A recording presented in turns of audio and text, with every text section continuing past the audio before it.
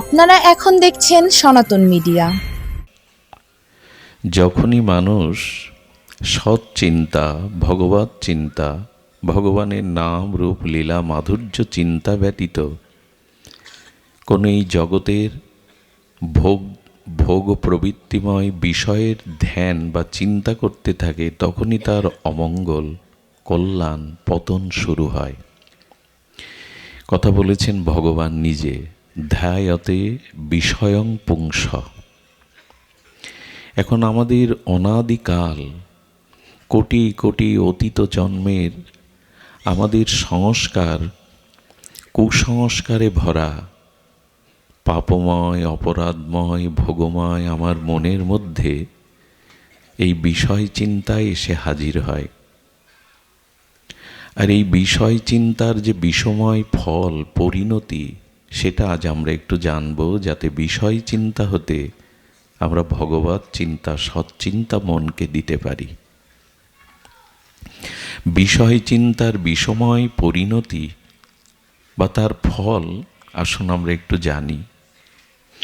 দেখুন, বিষয় ভোগের দ্বারা দুঃখের অন্ত হয় না, শেষ হয় না।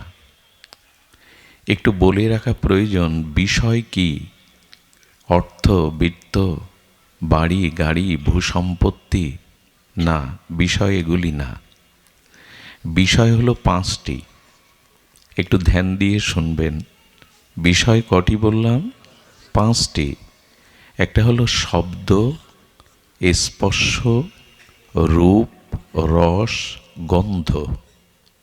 এই পাঁচটিকেই বলা হয়েছে বিষয়। শব্দ, স্পর্শ, রূপ, রস, গন্ধ। আচ্ছা, বিষয়, এই পাঁচটিকেই বলা হয় বিষয়। বিষয় শব্দটা এক থেকে একাধিকবার যদি বলেন, ওই শব্দটা কি দাঁড়ায় অর্থ? বিষয়, বিষয়, বিষয়, বিষয় বলতে থাকুন, শব্দটা শেষে আসবে বিষ হয়। আর বিষে তো মানুষের যন্ত্রণা, পতন, মৃত্যু আসে। বিষয় আমাদের তাই আসে। এই জন্য বলছেন বিষয় ভোগের দ্বারা দুঃখের অন্ত হয় না। এই জন্য আমাদেরও দুঃখের শেষ নেই। জরাব্যাধি, মৃত্যু, আসা যাওয়া ফুরায় না, কারণ আমরা বিষয় ভোগ করছি।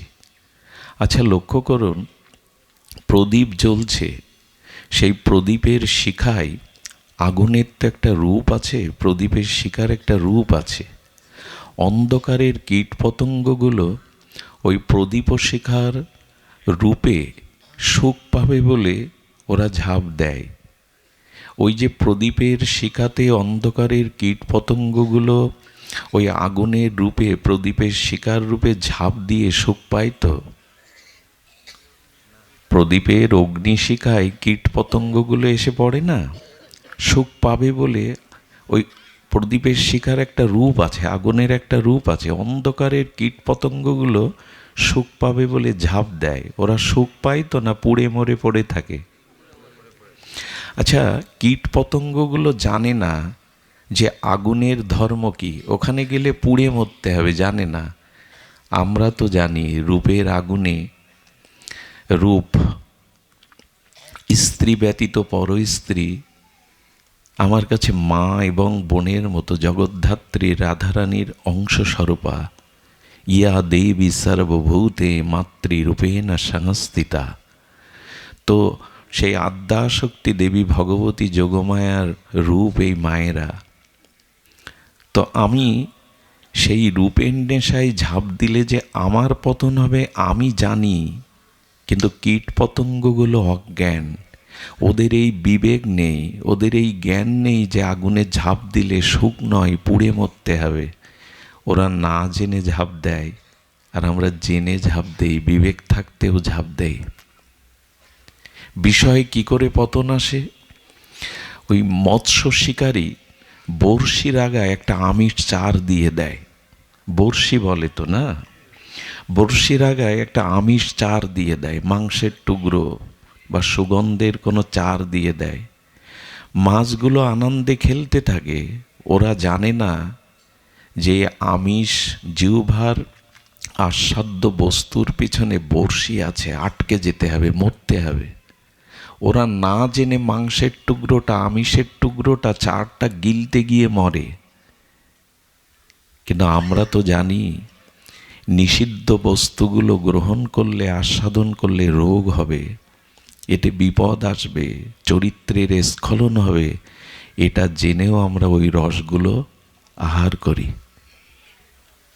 ওরা না জেনে এই ভুলগুলো করে। আমরা বিবেক থাকতেও, জ্ঞান থাকতেও, বিদ্যা থাকতেও ঝাঁপ দিয়ে আমাদের দুঃখ কে এড়াবে? আগেকার দিনে হরিণ শিকার করতো বনে, কি করে জানেন?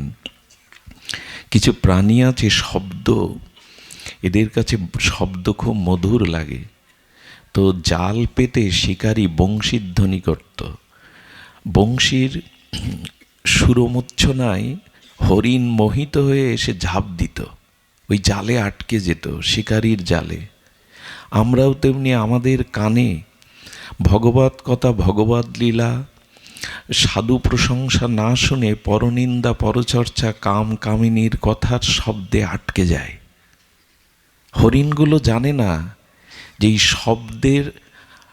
শব্দের আনন্দে ছুটতে গিয়ে আমি জালে আটকা পড়ব। হরিণ জানে না, কিন্তু মানুষ জানে যে কানে পরনিন্দা, পরচর্চা, রমণীর কথা, বিষয়ের কথা শুনলে মনটা দূষিত হবে, পতন হবে, জেনেও কান বাড়িয়ে শুনতে থাকে।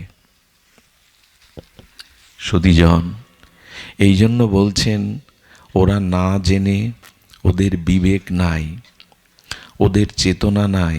কিন্তু আমাদের তো বিবেক প্রধান, জ্ঞান প্রধান, চেতনা প্রধান। আমরা এমনি করেই বিশ্বের অনন্ত কোটি জীব এই শব্দ, স্পর্শ, রূপ, রসগন্ধে ঝাঁপ দিয়ে মরছি। এই মরণের শেষ নেই, এই জন্ম মৃত্যু জরাব্যাধির শেষ নেই। তাই বললেন বিষয় ভোগের দ্বারা দুঃখের অন্ত হয় না, দুঃখ বেড়ে যায়।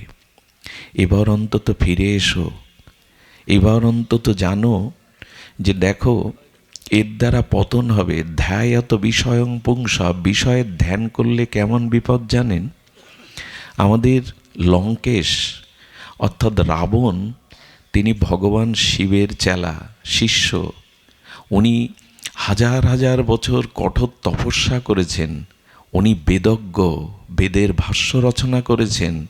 ওনার ঘরে মন্দোদরীর মতো সতী স্ত্রী, ওনার পুত্র মেঘনাদ পরম বীর, ওনার ভ্রাতা বিভীষণ, উনি বিশ্বশ্রব্বা মুনির পুত্র, পুলস্ত ঋষির বংশধর। এই রাবণের কানে শূর্পণখা বিষয়ের কথা দিয়ে দিল। দাদা, সেই নররূপী রাম, তার রূপে আমি তাকে বরণ করতে গিয়ে আমার নাক কান কেটে নিয়েছেন লক্ষণ। কিন্তু ওদের দুজনের, পুরুষের মাঝে এমন একটি জগৎ মোহিনী সুন্দরী আছে যার রূপে বন আলো হয়ে আছে। এই যে রাবণের কারণে শূর্পণখার মুখে সীতার রূপের প্রশংসা শুনল, ওই রূপের প্রশংসা চিন্তা করতে করতে রাবণের ভোগ জাগলো সীতাহরণের। চিন্তা করতে পারেন? এত বড় বেদ জানে, বেদের ভাষ্য লিখেছেন, মুনি ঋষির বংশধর, শিব ঠাকুরের আরাধনা করে তার শিষ্য হয়েছেন, তবু ওই শূর্পণখার মুখে সীতার অপরূপ ভুবনমোহিনী রূপের সৌন্দর্য আটকে গেল। তাতে সীতাহরণে বাধ্য হয়ে পতন হয়ে গেল। এটা বলছি এই কারণে, যখনই আপনার মনে কোনো বিষয়ের চিন্তা আসবে, ভগবত চিন্তা, সৎচিন্তা ব্যতীত, তখন এই বিষয়ের ধ্যান হতে থাকবে, চিন্তা হতে থাকবে। আর যখন বিষয়ের চিন্তা করতে থাকবেন, ধ্যায়াতে বিষয়ং পুংসা সঞ্জত সঞ্জায়েত কামা। ভগবান বলছেন তো, গীতার বাণী তো খুব মার্মিক। যখনই কোনো বিষয়ের চিন্তা করতে থাকবেন, ধ্যান মানে গভীরভাবে চিন্তা করা, বারবার পুনঃ পুনঃ চিন্তা করা। চিন্তা করলে ওই বিষয়টাকে ভোগ করবার, পাওয়ার কাম জেগে যাবে, কামনা জেগে যাবে। ওই বিষয়টাকে ভোগ করবার জন্য লালসা জেগে যাবে। কি হবে? বিষয় ধ্যান করলে ওই বিষয় ভাবনাটায় আক্রান্ত হয়ে আপনি ওই বিষয় ভোগের দিকে আপনার চিত্তবৃত্তি বিক্ষেপ হবে। আর যখনই ওই বস্তু ভোগ করার জন্য যাবেন, তখন ওই বস্তুর প্রতি সম্মোহ আসবে, জ্ঞান থাকবে না, চেতনা থাকবে না। আপনার জেনে শুনেও বিষ খাই, চেতনা নাই, জানি যে এই কাজ করলে ভবিষ্যৎ পরিণতি অমঙ্গল ধ্বংস, তবু করব, কারণ ওই বিষয়ের প্রতি সম্মোহে এসে যায়। জ্ঞান চেতনা কাজ করে না, উপদেশ শাস্ত্রজ্ঞান কাজ করে না। ওই বিষয়ের ধ্যান করতে করতে তাকে পাওয়ার জন্য তীব্র ব্যাকুলতা জাগে, একে বলে কাম। আর এই কামের পথে বাধা হয়ে দাঁড়ালে ক্রোধ এসে দাঁড়ায়। যেটা ভোগ করতে চাইছেন, ওই ভোগের পথে যারা অন্তরায়, যারা বাধা হয়ে দাঁড়ায়, পরিস্থিতি তো অনুকূল না, যা চাইছেন ভোগ করতে তা সহজে পাবেন না, কোনো বাধা এসে দাঁড়াবে। আর যখনই বাধা এসে দাঁড়ালো, তখন এসে গেল ক্রোধ। আর যখন ক্রোধ আসে, ক্রোধ আগুনের মতো শিশুকেও পোড়ায়, ক্রোধ মন্দিরকেও পোড়ায়। ক্রোধের চেতনা নেই, এটা মন্দির। ক্রোধের চেতনা নেই, এটা শিশু। আগুনের ধর্ম হলো যাকে পাবে পুড়িয়ে ফেলবে। তেমনি ক্রোধ যখন আসে, তখন মানুষের জীবনে ভয়ঙ্কর রূপে পরিণতি ডেকে আনে। ক্রোধ করে আজ পর্যন্ত কারো কল্যাণ হয়নি। ক্রোধ আগুন, ক্রোধ অনল, সব কিছু পুড়িয়ে ছারখার করে দেয়। আর যখন ক্রোধ আসলো, এই ক্রোধ থেকে আপনার স্মৃতি ভ্রম হয়ে গেল, স্মৃতি ভ্রমর পরে বুদ্ধি নাশ হয়ে গেল। আর বুদ্ধি নাশ হলে আপনার আমার বিনাশ বা পতন হয়ে গেল। এই হলো ক্রম কোনো বিষয় চিন্তার বিষময় ফল। আমরা সারাদিন কি করি? মনে কোন চিন্তা করি, কোন ভাবনা করি? একবার ভেবে দেখেছি আমাদের পরিণতি কি? এই জন্য জগতে বিষয় ভোগের দিকে দৃষ্টি ফেরাতে হবে। আর না, আমি যখন শূকর হয়েছিলাম, কুকুর হয়েছিলাম, আমি যখন হিংস্র জীবজন্তু হয়েছিলাম, প্রত্যেক জন্মেই ভোগ মানুষের থেকে বেশি করেছি, কিন্তু পিপাসা যায়নি। ভোগ এক জন্মের না তো আমার। শূকর কুকুর জন্তু জানোয়ার হিংস্র প্রাণী হয়ে ভোগ করেছি, পিপাসা যায়নি। মনুষ্য জীবন ভোগের নয়, আরাধনার, উদ্ধারের, নিজের কল্যাণের। কিন্তু ওই দিকে দৃষ্টি যায়নি কেন? যতদিন সদ্গুরুদেবের কৃপা না হবে, যতদিন সাধুসঙ্গ না হবে, যতদিন কোনো মহতের কৃপা দৃষ্টি আপনার উপরে না পড়বে, ততদিন এই জ্ঞানের উন্মেষ হবে না, এই ঘুম আমাদের ভাঙবে না, এই চেতনা আমাদের জাগবে না। মহৎ কৃপা চাই, কোনো সাধুগুরু বৈষ্ণবের বিশেষ কৃপা চাই, না হলে ঘুম ভাঙবে না, এই চেতনা জাগবে না আমি করছিটা কি। এজন্য শাস্ত্র বলছেন, এবার ফিরে এসো। এই বই কোটি কোটি 84 লক্ষ জনি ভোগ করেছ, ওই সব জনিতে মানুষ ব্যতীত কোনো প্রাণী ভোগে বাধা নেই, ওরা ভোগের জন্যই জন্ম নিয়েছে। শূকর কুকুর প্রতিটি প্রাণী ভোগ করলে সমাজ তাদের বাধা দেয় না, ওদের জন্য কোনো আইন কানুন পরকাল শাস্ত্র জ্ঞান নেই, ওরা ভোগ করতেই এসেছে। কিন্তু মানুষের জন্ম ভোগের না, ভজনের। মানুষের জন্ম উদ্ধারের।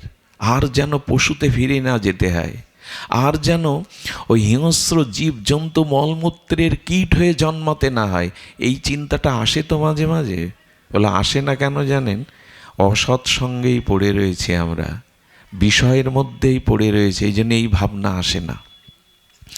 এই জন্য তো হরিকথা সাধুসঙ্গ, এই জন্যই তো এরা বিবেক জাগিয়ে দেয়, এরা জানিয়ে দেয় তুমি যে পথে চলেছ এই পথ তোমার নয়, এই পথে তোমার ধ্বংস আসবে। এই জন্য সাধু বাক্য, হরিকথা, ভগবত কথা শ্রবণ করতে হয়। এটা বিবেককে জাগিয়ে দেয়। দিয়াশলার কাঠির উপরে একটু বারুজ দেওয়া আছে, কোনো জিনিসে আগুন জ্বালাতে গেলে ওই বারুজটা ঘষতে হয়। আপনি 100 বছর ওই দিয়াশালার মধ্যে বারুজ রেখে দিলে জ্বলবে না, ঘর্ষণ করতে হবে, ঘষলেই তবে জ্বলবে, নাহলে জ্বলবে না। তেমনি আপনার ভিতরে বিবেক আছে, আমার মধ্যে আপনার মধ্যে ভগবান আছে, ওইটাকে সাধুসঙ্গ, হরিকথা, ভগবত নাম, ভজনের দ্বারা ঘর্ষণ করতে হবে, তবে বিবেক জাগবে। তবে চেতনা জাগবে, নাহলে জাগবে না। অন্তত ওই দিয়াশালার বারুদ নষ্ট হওয়ার আগে একটু ঘষে জ্বলে উঠে মন্দিরের প্রদীপ জ্বালান।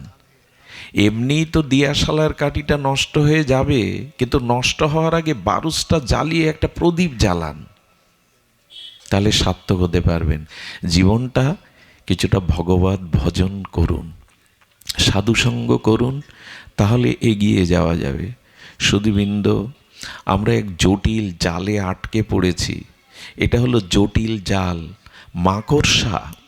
এই মাকড়সাগুলো গালের লালা দিয়ে জাল বনে। আপনার বাড়ি বা আশেপাশে তাকিয়ে দেখুন, ওরা শিল্পের মতো করে গালের লালা দিয়ে কি সুন্দর করে একেবারে শিল্পের আঁকানো তুলির মতো জাল বনে। বনে কেন জানেন? ওইখানেই বসে বসে সুখে থাকবে, রাজত্ব করবে, বাচ্চা কাচ্চা পারে। কিন্তু পরিণতি কি হয় জানেন? ওই জাল বুনতে গিয়ে একদিন ওই জালে আটকে মাকড়সাগুলো মরে পড়ে থাকে। আর যাদের সুখের জন্য জাল বুনেছিল, ওই বাচ্চা কাচ্চাগুলো ও মরে গেলে জালে ওর ভেতরের দেহের অংশের যে পদার্থগুলো ছিল ওইগুলো কুরে কুরে খায়। যাদের সুখের জন্য জাল বুনলো, আজকেই প্রমাণ যদি চান বাড়িতে যাবেন, ওই জালের মধ্যে আটকে মরে থাকা মাকড়সারগুলো ভেতরে দেখবেন কিছুই নেই, হালকা। যাদের সুখের জন্য স্বপ্নের জাল বুনেছিল, সুখের জাল, ওই জালে আটকে ওর ভেতরের পদার্থগুলোই খেয়ে ফেলেছে। আপনি যাদের জন্য জীবন যৌবন সব দিচ্ছেন, এরা আপনার সহায় সম্পত্তি রেখে যাওয়া অর্থ ভোগ করবে, কিন্তু আপনার কল্যাণের কিছু করবে না। আমরা এক একজন সব সুখের জাল বুনেছি, কিন্তু বুঝতে পারিনি এর মধ্যে সুখ নেই। দেবতা হোক আর মানুষ হোক, যতদিন বিষয় ভোগের মধ্যে ডুবে থাকবে সুখ নেই, দেবতাদেরও সুখ নেই। দেবতা অহল্যার রূপে, গৌতম ঘরণী, ঋষির ঘরণী অহল্যার রূপে দেবরাজ ইন্দ্র কাম জেগে গেল।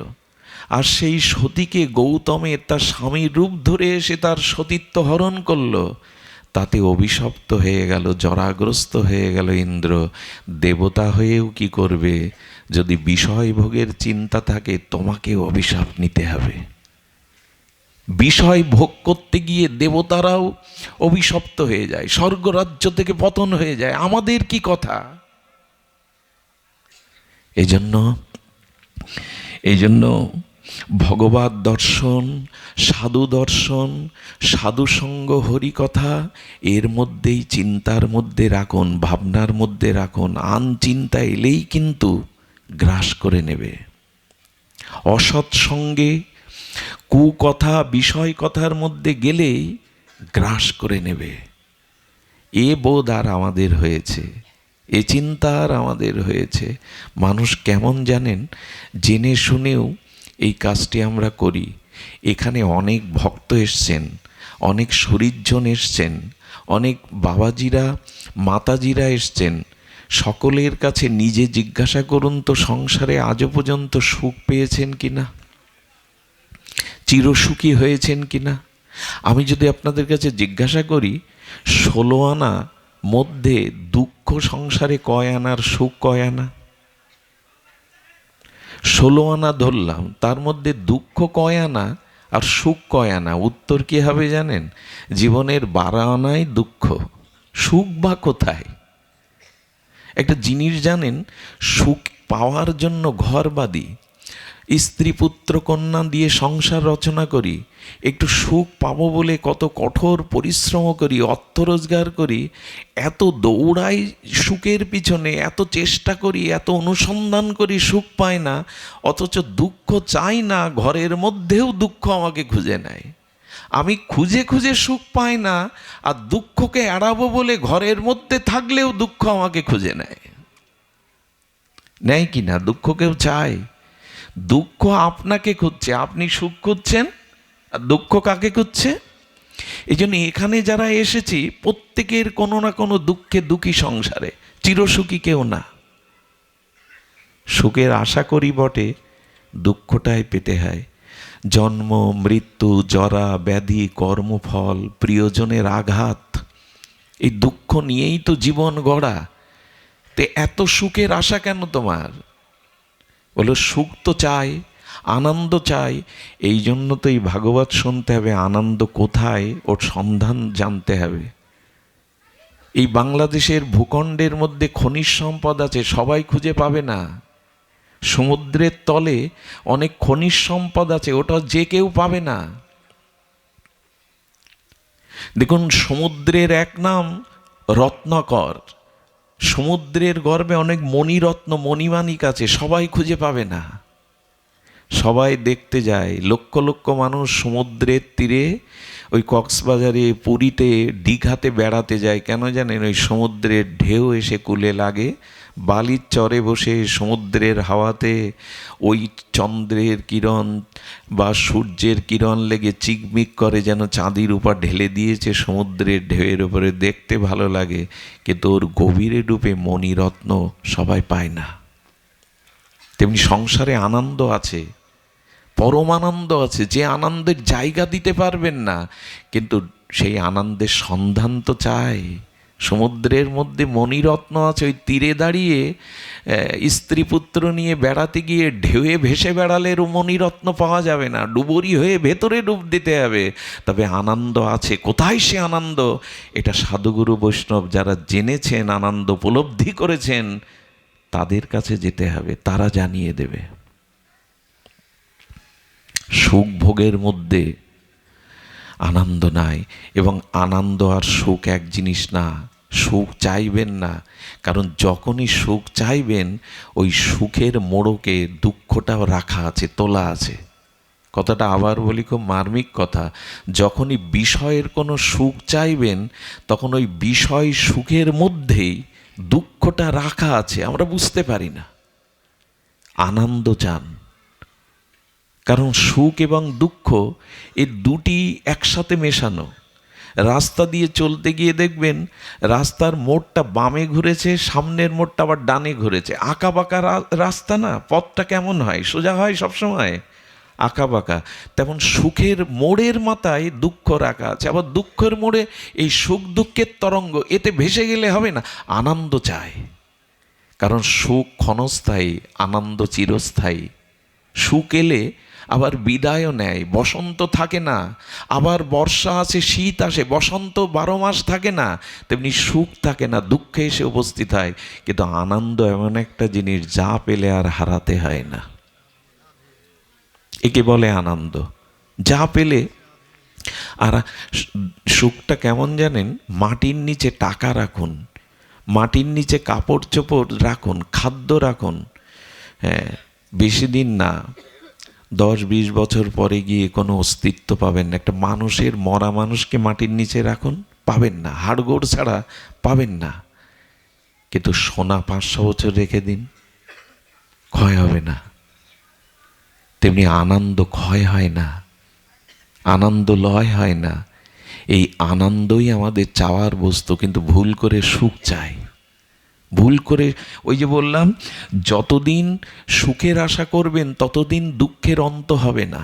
দেবতাদেরও হয়নি, আমাদেরও হবে না, কারো হবে না। সুখ চাইতে গেলেই, কোনো বিষয় ভোগের চিন্তা আসতে গেলেই, হ্যাঁ, তাহলে আমাদের কি করতে হবে জানেন? কিন্তু আমরা কতটা কি বলবো, বোধ কোথায় আমাদের? আচ্ছা, পিতা ব্যবসা করতে গেল, সর্বশক্তি নিয়োগ করলো, পরিশ্রম করলো, সৎভাবে চেষ্টা করলো, ব্যবসায় বিফল হলো, লোকসান খেলো।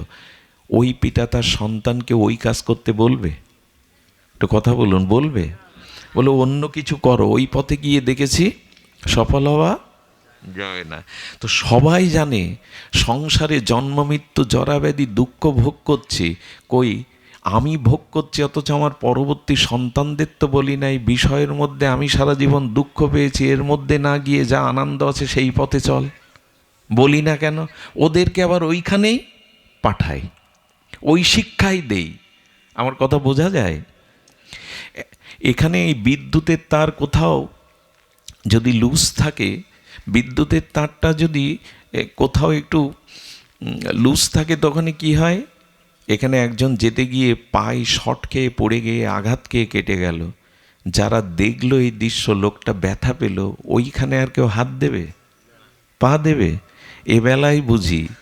কিন্তু আমি যাতে সারা জীবন দুঃখ পেয়ে গেলাম, কষ্ট পেয়ে গেলাম, আমার সন্তানদেরও আমি ওই পথ দেখিয়ে গেলাম। খুব বুদ্ধিমানের কাজ এটা। একবারও বললাম না, বাবা এই বাড়ি গাড়ি তৈরি করে, চাকরি বাকরি করে, টাকা রোজগার করে ঠিক শান্তি পাইনি, তুই অন্তত চেষ্টা কর। চোরও চায় তার ছেলে সৎ হোক, চোর চায় না আমার ছেলে আমার মতো চোর হোক, সেও চায়। তা আমরা চাই কি আমাদের ভবিষ্যৎ সন্তানাদি তারা কোন পথে গেলে আনন্দ পাবে, সে পথ তাদের দেখায় তো। বরঞ্চ টেনে ধরি, এখন লেখাপড়া কর, চাকরি বাকরি কর, টাকা পয়সা রোজগার কর, ধর্মকর্ম এখন না, মালা তিলক এখন না, আমরা টেনে ধরি। কোনো একটি ছেলে যদি নিরামিষ খেতে শুরু করে, নাম জপ করতে শুরু করে, কাঁচা মেরে ধুতি পরতে শুরু করে, সাধু সঙ্গে যেতে শুরু করে, যদি বারবার বলে আমি নবদ্বীপে যাব, বৃন্দাবনে যাব, আমরা উপাধি দেই ওর 12 বেজে গেছে। সারা জীবন যে সংসার করে সারাৎসার কিছু পায়নি, ওদেরকে আবার ওই পথে নিয়ে যায়। জীবন কি শুধু টাকা রোজগার করে ভোগ করার জন্য? তাতে তুমি যদি শান্তি না পাও, ওদেরকে ওই মন্ত্র দিচ্ছ কেন? ওদেরকে অন্তত বোঝাও যে আনন্দ কোন পথে। ভগবত ভজন ছাড়া আনন্দ নেই। ভগবানের ভজন ব্যতীত আনন্দ নেই। কেন জানেন? ভগবানই আনন্দ, সচ্চিত আনন্দময় ভগবান। ভাগবতে একটি বিশেষ শ্লোকে এসেছে। প্রথমেই সুখদেব গোস্বামী এক বিশেষ শ্লোকের অবতারণা করেছেন সর্ববেদান্ত সার এই অমল পুরাণে। সচ্চিদানন্দ রূপায় বিশ্বৎপত্তাদি হেতবে তাপত্রায় বিনাশায় শ্রীকৃষ্ণ ভয়াং নমঃ। প্রথমেই সুখদেব গোস্বামী বললেন গোবিন্দ সচ্চিদ আনন্দময়, ওখানে দুঃখ বলে কিছু নেই। সূর্যে যেমন অন্ধকার নেই, সূর্যতে অন্ধকার যায় না, পৌঁছায় না, তেমন আনন্দ সচ্চিত আনন্দময় ভগবান। সচ্চিদানন্দ রূপায় বিশ্বোৎপত্তাদি হেতবে। এই বিশ্বের উৎপত্তির একমাত্র কারণ হলো গতির ভর্তা প্রভু সাক্ষী নিবাস সারানাং সরিদ প্রভাব প্রলয়ং স্থানাং নিধানানাম বীজমব্যয়ম। ভগবানই গতি, ভগবানই ভর্তা, ভগবানই আনন্দ স্বরূপ। এই জগতের সৃষ্টিস্থিতি প্রলয়ের একমাত্র উৎপত্তির কারণ ভগবান। আর এই ভগবানের ভজন করলে, এই ভগবানের নাম রূপ লীলা ধ্যান করলে, চিন্তা করলে, কীর্তন করলে তাপত্রায় বিনাশায়, জগতে যে আদি দৈবিক, আদি ভৌতিক, আদি আত্মিক যে ত্রিতাপ যন্ত্রণা, এই তাপ দূরীভূত হয় সচ্চিদানন্দ ভগবানের ভজনে, তার গুণকীর্তনে, তার ধ্যানে, তার চিন্তনে। আর শ্রীকৃষ্ণ বয়ং নমঃ, সেই আনন্দময় মাধুর্যময় সচ্চিদানন্দ ভগবানকে আমরা প্রণাম করি, অর্থাৎ তার চরণে নিজেকে নত করি। তাপত্রয় বিনাশায়, ভগবত ভজনে ছাড়া তাপ যাবে না, যন্ত্রণা যাবে না। এ কি বুঝলাম যে ভজন ছাড়া আনন্দ পাবো না? কারণ আনন্দ একমাত্র ভগবত ভজনের মধ্যেই আছে। এ বুঝবার জন্য বিশেষ কৃপা দরকার। এমনি এমনি বোঝা যাবে না। বই পড়ে জ্ঞান অর্জন করলেও হবে না। আপনি ডাক্তার, মাস্টার, ইঞ্জিনিয়ার হলেও হবে না। আপনাকে সাধু কৃপা নিতে হবে। একটা জিনিস বলি, আনন্দ পাওয়ার আপনারা প্রত্যেকেই অধিকারী। এটি খুব মার্মিক কথা। কথাটি যদি ধ্যান দেন, কোটিপতি সবাই চেষ্টা করলেও সারা জীবন হতে পারবেন না। এই গ্রামে সবাই পারবে চেষ্টা করে কোটিপতি হতে? 10 তলা বাড়ি করতে সবাই পারবে? চেষ্টা করলেও পারবে না। কিন্তু ভগবানকে পাওয়ার চেষ্টা করলে সবাই পেতে পারে। এ রাস্তাটা খোলা, এ রাস্তাটা খোলা। কোটিপতি হতে পারবেন না সবাই, ভগবান পাওয়ার জন্য রাস্তাটা খোলা। কেন খোলা জানেন? কেন খোলা জানেন? শুনুন। আপনারা আমায় নিমন্ত্রণ করেছেন, আজ মধ্যাহ্নে আপনাকে 2টি অন্ন পেতে হবে, শাকন্ন। সেই নিমন্ত্রণ করার পরে আবার আমাকে ডাকতে গেছেন, আহ্বান করে গৃহে নিয়ে আসলেন, বরণ করে নিলেন। এরপরে উপযুক্ত আসন পেতে দিলেন, আবার পাত্রে সুপেয় জল দিলেন। সেই আসনে বসার পরে কি আমার ভাবা উচিত যে এরা আমায় খেতে দেবে না? এটা ভাবা উচিত? একটু কথা বলুন, ঘুম আসছে অনেকের, ঘুমায়েন না। উচিত। আমাকে দুটো শাকন্য দেবে বলেই তো নিমন্ত্রণও জানিয়েছে নাকি? আর নিমন্ত্রণ করে আহ্বান করে ডেকে এনেছেন বলে দুমুটো দেবেন বলে তো। আর সেই আহারের প্রস্তুতির জন্য তো আসন জলটা দিয়েছেন। এখন এই ভাবাটা অপরাধ সে আমাকে খেতে দেবে কিনা। গোবিন্দ বলছেন, তোমাকে আনন্দ দেব বলে, আমি তোমার হব বলে এই অনন্ত কোটি বিশ্বব্রহ্মাণ্ডে তোমাকে দুর্লভ মনুষ্য জন্ম দিয়েছি। সেই জন্ম দিয়ে ডেকে এনেছে এই পৃথিবীতে। জন্ম আমাদের ইচ্ছায় হয়নি। যদি মনে করেন বাবা মা আমাকে জন্ম দিয়েছেন, ভুল। অনেকেই তো দম্পতি আছেন, সন্তান চাইলেই হয় সবার।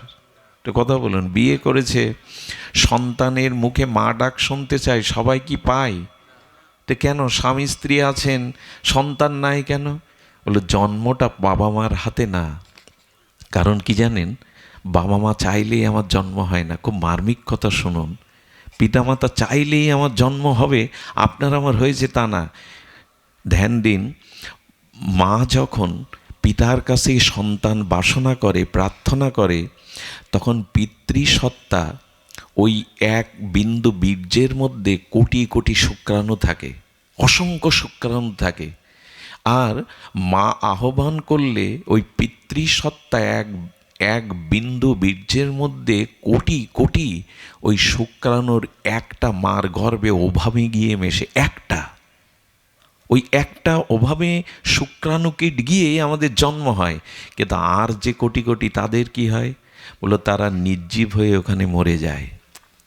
যেগুলো মরে যায় তার মধ্যে তো আমি থাকতে পারতাম। যে শুক্রাণুগুলো মরে গেল, নির্জীব হয়ে গেল, ওর মধ্যে তো আমি থাকতে পারতাম। যেটা মার গর্ভে প্রবেশ করলো, ওটা ভগবানের ইচ্ছায় প্রবেশ করেছে আমাকে জন্ম দেবে বলে। জন্ম রহস্যটা জানলে ভগবানকে না ভালোবেসে পারবেন না। এবং গর্ভেই তো অনেক সন্তান মারা যায়, তাই না? 5 মাসে মারা যায়। ভগবান চাননি ওকে জগতে আনতে। একবার ভেবে দেখুন তো, জন্মটা আপনার আমার ইচ্ছায় হয় না।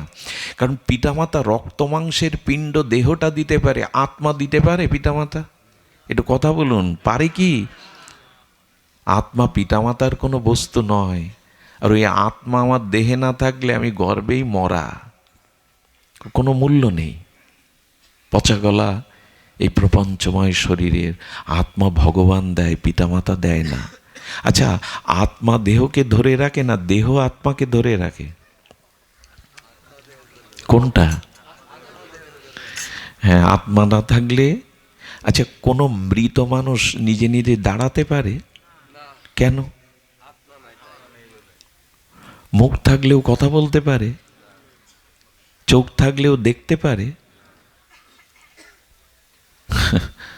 একবারও কি বুঝি আনন্দটা কে আমাকে কথা বলাচ্ছেন, কে দেখাচ্ছেন, কে খাওয়াচ্ছেন? একবারও কি বুঝি কে আমার ভেতর থেকে এইগুলি করাচ্ছেন? আত্মাই দেহকে ধরে রাখে, দেহের ক্ষমতা নেই আত্মাকে ধরে রাখার। তাহলে মরা মানুষের মধ্যে একটা আত্মা আমরা সংযোজন করে বাঁচিয়ে রাখতে পারতাম। আর উনি চলে গেলে কোনো সম্পর্কই থাকে না। একটা জিনিস আমাকে খুব দুঃখ দেয়, কারো ভাগ্যে যেন এমনটা না হয়। স্বামী মারা গেলে তার স্ত্রীকে স্বামীর পায়ের একটা অঙ্গুলি দিয়ে শীতের সিঁদুরটা মুছে দেওয়া হয়। আমি এই দৃশ্যটা সহ্য করতে পারি না। কেউ মারা গেলে আমাদের ডাকে একটু নাম গীতা পাঠ করার জন্য, কিন্তু ওই দৃশ্য আমি দেখতে পারি না। বুকে শেলের মতো বিদ্ধ হয়। কেন? তার সৌভাগ্যের স্বরূপ সিঁদুরটা, শাখাটা ভাঙবে কেন? ভাঙবে কেন জানেন? ওর অস্তিত্বটা আজকে চলে গেছে। বলে দেহটা তো আছে, ওই পা থেকে চুল পর্যন্ত তার স্বামী তো আছে। থাকলে কি হবে? আজকে শাখা ভাঙতে হবে কেন? এই সৌভাগ্যের স্বরূপ চিহ্ন সিঁদুরটা মুছতে হবে কেন? বললো দেহ থাকলে কাজ হবে না। যিনি না থাকলে কিছুই থাকে না, তিনিই তো চলে গেছেন। একবার তার খোঁজ করেছেন?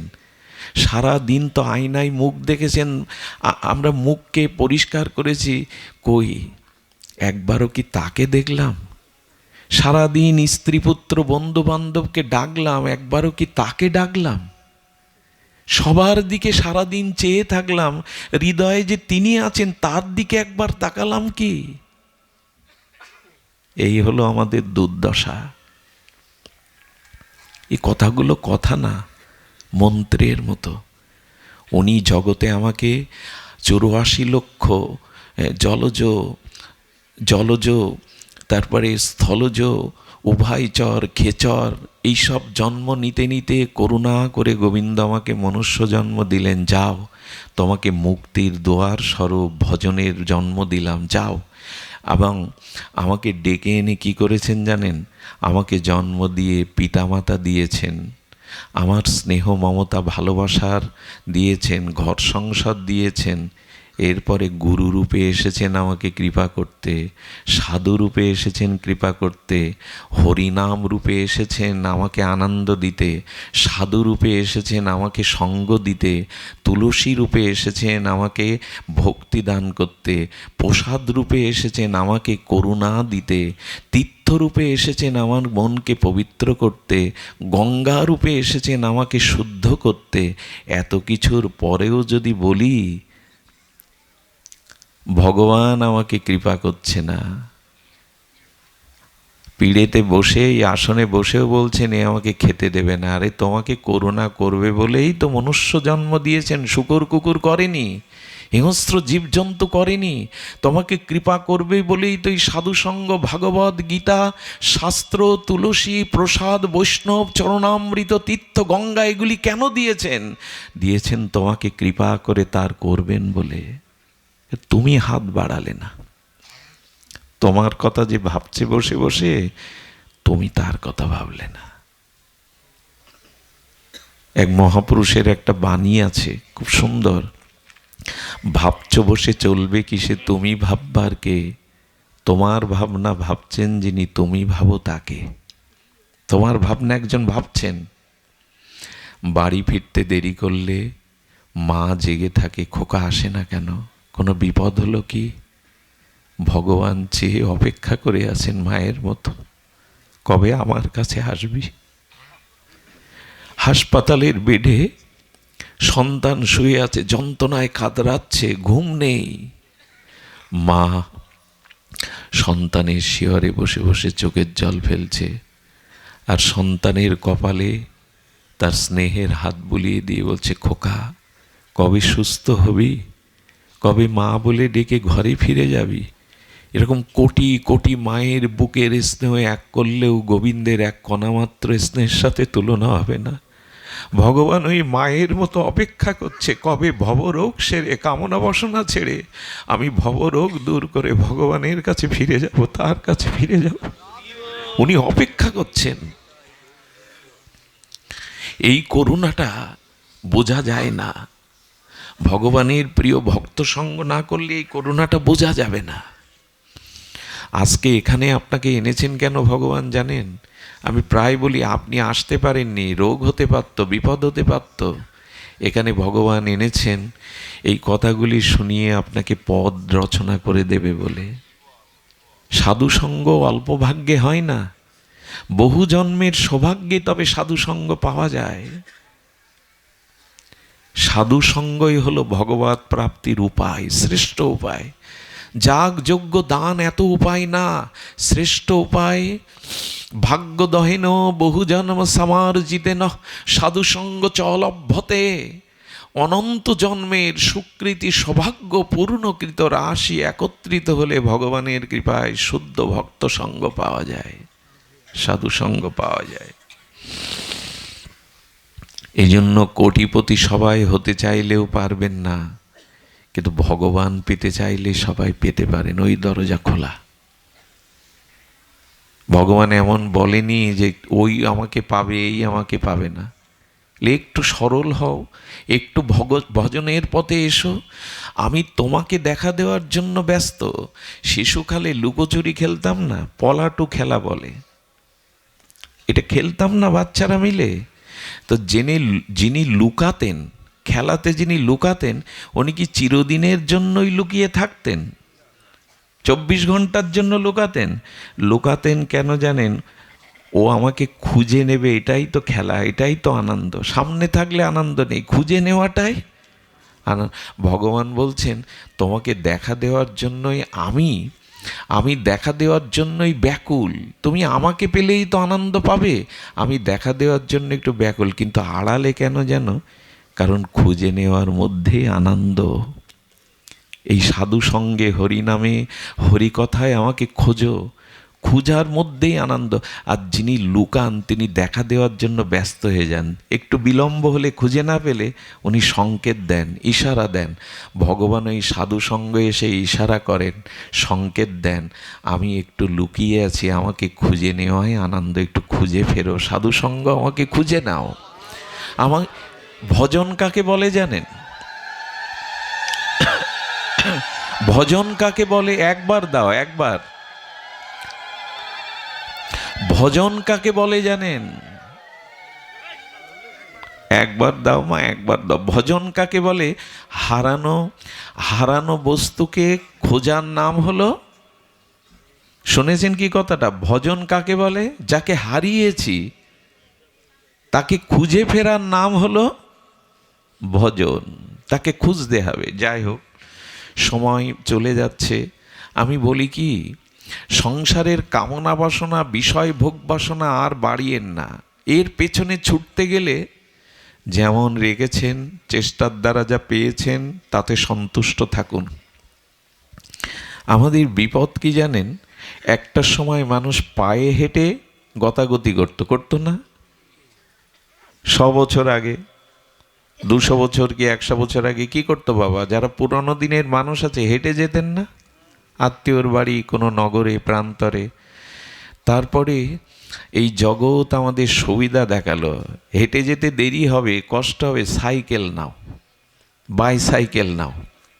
দেখুন, জগতে যত ভোগের সুবিধা বাড়াবেন, আপনি মনে করছেন এটা সুবিধা, কিন্তু তত বেশি অসুবিধা আপনি জড়িয়ে যাবেন। দৃষ্টান্ত শুনুন, ভালো লাগবে। সাইকেল হলো, আচ্ছা, হেঁটে যেতে গিয়ে টায়ার পাংচার হয় তো? হেঁটে গিয়ে সাইকেল গর্তে পড়ে তো? উল্টে গিয়ে হাত পা কাটে তো?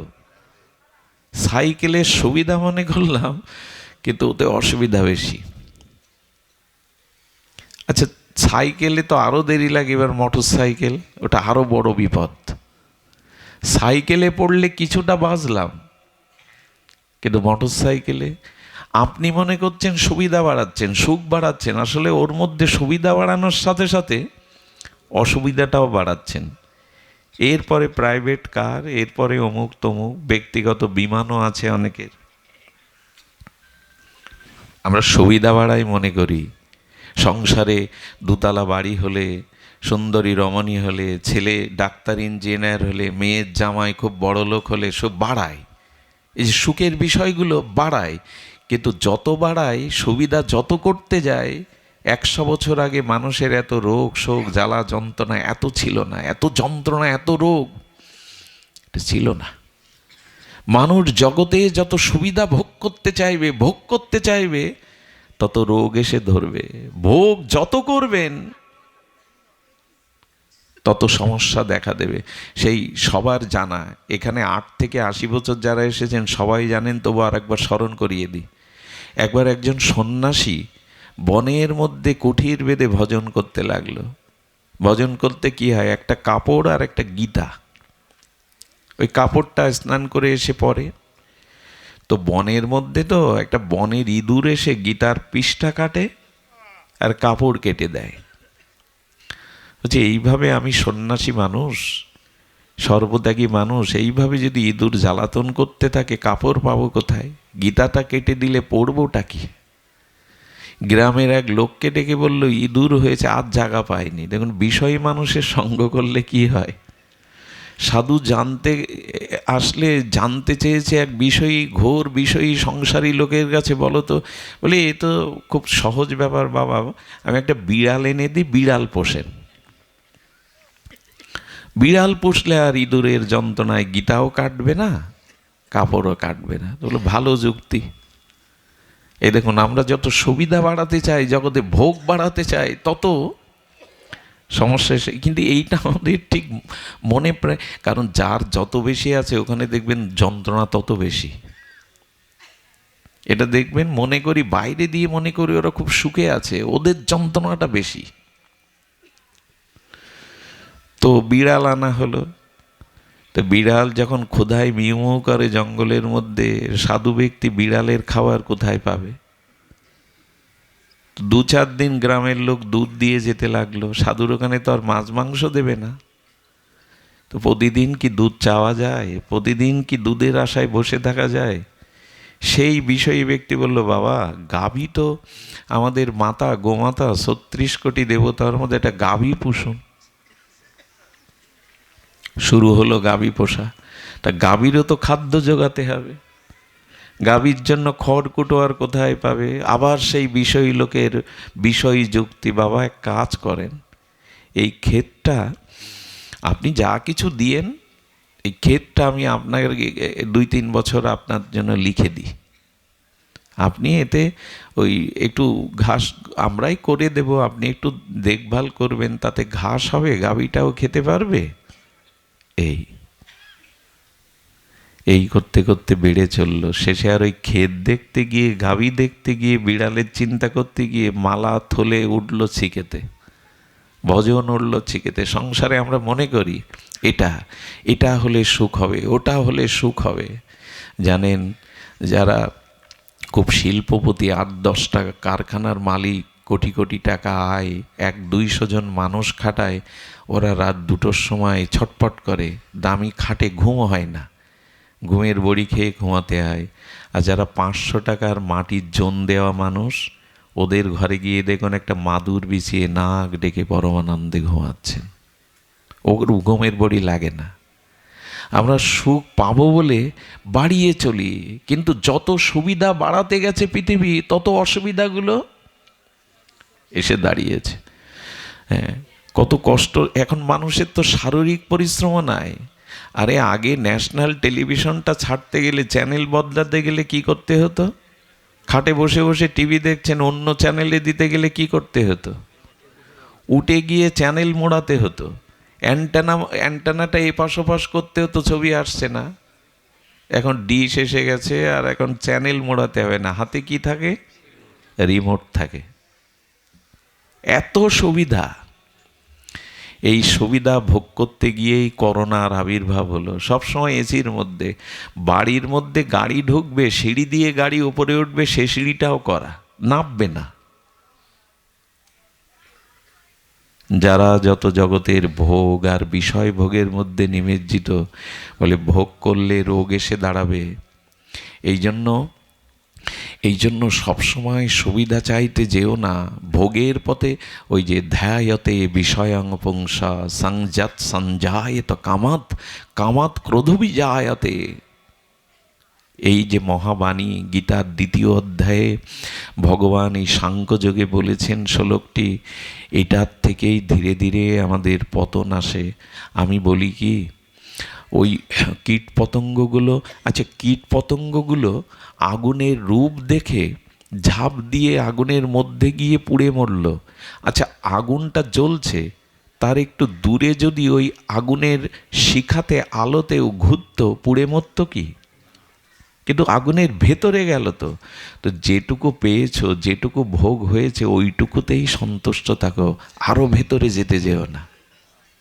কি হয় দেখবেন, আগুনের পাশে সব পোকাগুলো প্রদীপের আলোতে পুড়ে মরে থাকে না। যারা একটু দূরে ঘোরাঘুরি করে, একটু আলোর আগুন থেকে কিছুটা দূরত্বে ঘোরাফেরা করে, ওরা পুড়ে মরে না।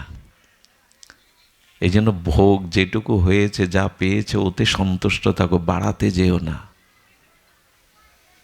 স্ত্রী রূপে যাকে পেয়েছো তাকে নিয়ে সন্তুষ্ট থাকো, ওইটা তোমার প্রাপ্য। যাকে পেয়েছো ওটা তোমার প্রাপ্য। ভোগ বাড়াতে যেও না, বিষয় বাড়াতে যেও না।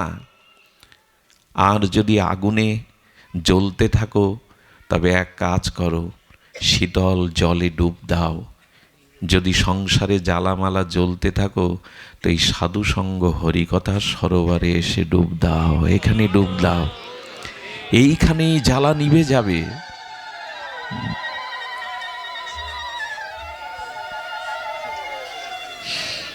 এইখানেই জ্বালা নিভে যাবে। কিন্তু আমাদের জ্বালা নিভছে না কেন জানেন? খুব ভালো করে ধ্যান দিন, কথাটি আজকের সার কথা।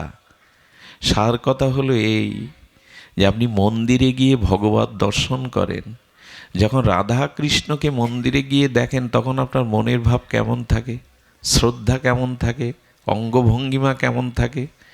কিন্তু মন্দির থেকে বেরিয়ে বাইরে এসে ওই ভাবটা থাকে তো, থাকে কি? কিন্তু লক্ষ্য করুন তো, ভগবান কি শুধু মন্দিরে আছে? বরঞ্চ ওই রাজমিস্ত্রির তৈরি করা, কোনো মালিকের টাকায় তৈরি করা ইট কাঠ দিয়ে মন্দিরের থেকে শ্রেষ্ঠ মন্দির মানুষের দেহ মন্দির। এই দেহ মন্দিরেই ভগবান আছেন। যেদিন আপনি মন্দিরে যে দৃষ্টিতে, যেভাবে, যে শ্রদ্ধায় দেবতাকে দেখেন, ভগবানকে দেখেন, প্রতিটি মানুষের মধ্যে যখন ওই ভাব নিয়ে ভগবান দেখবেন, তখনই আপনার আনন্দের পথ রচনা হবে, খুলে যাবে। না, আমাদের দুর্দশা কি জানেন? আমাদের দুঃসদা মন্দিরে গিয়ে প্রণাম করি, মন্দিরে গিয়ে শুদ্ধ ভাব রাখি, বাইরে এসে আর মনে করি ভগবান শুধু ওখানে। যারা মন্দিরে শুধু ভগবান দেখে আর কোথাও ভগবান দেখে না, এদের দৃষ্টি ক্ষুদ্র, সামান্য, সাধারণ। যারা সবার মধ্যে ভগবান আছেন এটা দেখেন, এদের দৃষ্টি অসাধারণ। এরাই ভগবত প্রাপ্তির অধিকারী। আমাদের কি যন্ত্রণা দেখুন, পথে ফুল পড়ে থাকতে দেখলে জুতো দিয়ে ফুলটা মারায় না। ফুল পবিত্র, ওটা ভগবানের সেবায় লাগে, ভক্তের গলে মালা হয়, ফুল শুদ্ধ ভেবে মারিয়ে যায় না, অথচ পিতামাতাকে মারিয়ে যায়, গুরুজনকে মারিয়ে যায়, তাদের অপমান করে পথ চলি। সাধুগুরু দেখলে টিটকারি করি, বৈষ্ণবের হাতে মালা দেখলে, মালা তিলক দেখলে কুটুক্তি করি। ফুলকে মারিয়ে যায় না, এদেরকে মারিয়ে যায়। এ কোন বুদ্ধি? এই জন্য আমাদের দৃষ্টিটা উদার করতে হবে। একটা জিনিস বলি, অপরের ভালো যতদিন না দেখতে শুরু করবেন ততদিন আপনার ভালো হবে না। এই কথাটি আজ এখান থেকে লিখে নিয়ে যান হৃদয়ে। অপরের ভালো না দেখলে, অপরের ভালো না চাইলে আপনার ভালো হতে পারে না।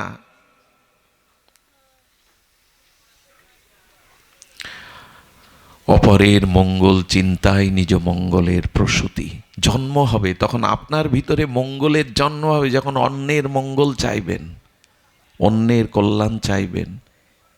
এটাই খুব সহজ কথা শাস্ত্র বলেছে, কিন্তু আমরা কঠিন করে দিয়েছি। একটা ভক্তলীলা বলে পাঠ বিশ্রাম করব। ভক্তলীলাটি অপূর্ব।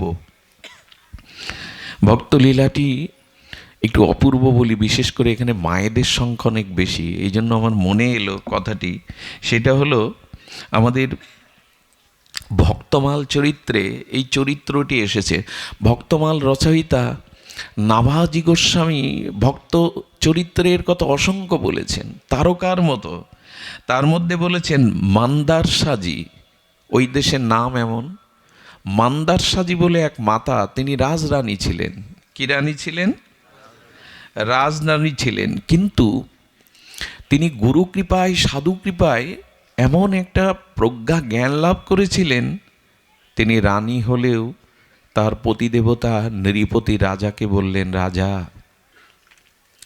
আমি সন্তান গ্রহণ করব, তবে এমন সন্তান গ্রহণ করে এমন ভজন শিক্ষা দেব যাতে আমার গর্ভই তার শেষ গর্ভ হয়, আর কোনো মার গর্ভে যেন তাকে জন্মাতে। কত বড় কথা বলো তোমা।